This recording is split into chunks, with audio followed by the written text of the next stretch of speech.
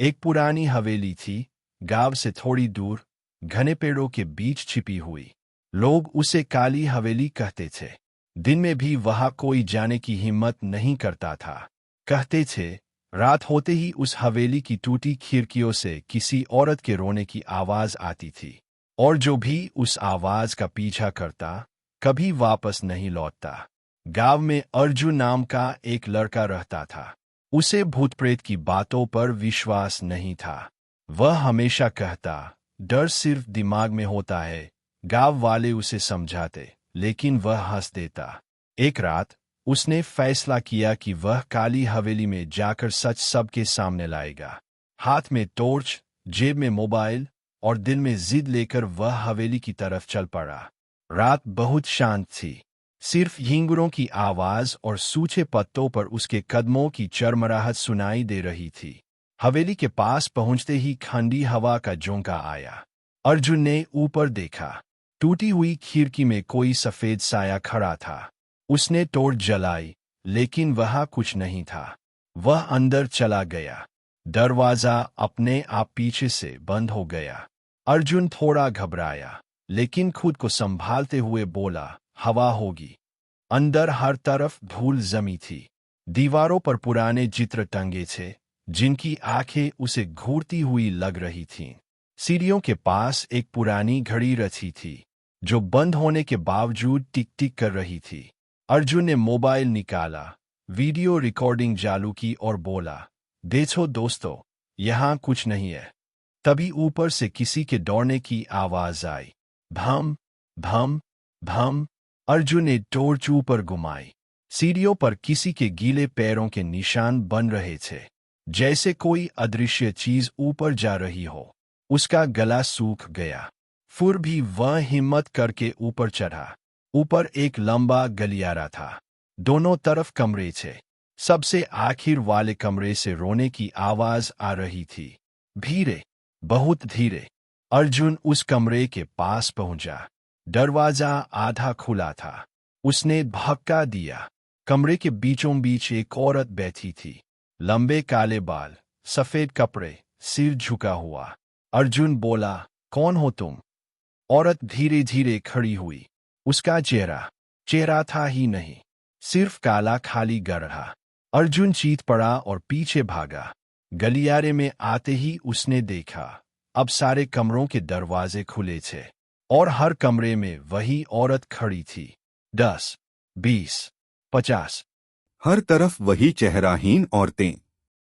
अर्जुन नीचे भागा, लेकिन सीढ़ियां गायब थीं। अब वहां सिर्फ सीधी दीवार थी। उसने पीछे देखा।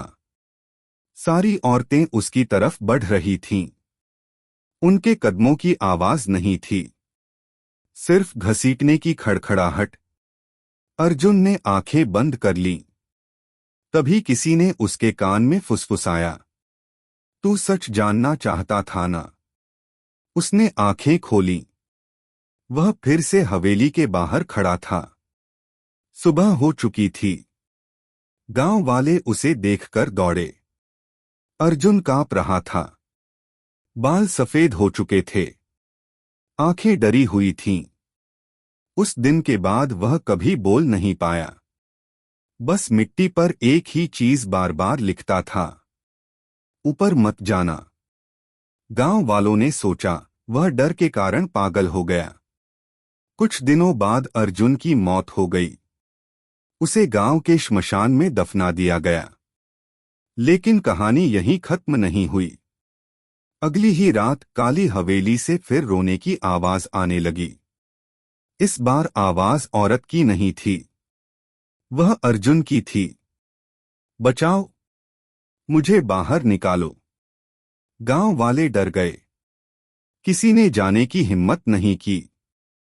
फिर एक हफ्ते बाद गांव का दूसरा लड़का रवि बोला, मैं जाऊंगा, देखता हूं आखिर सच क्या है।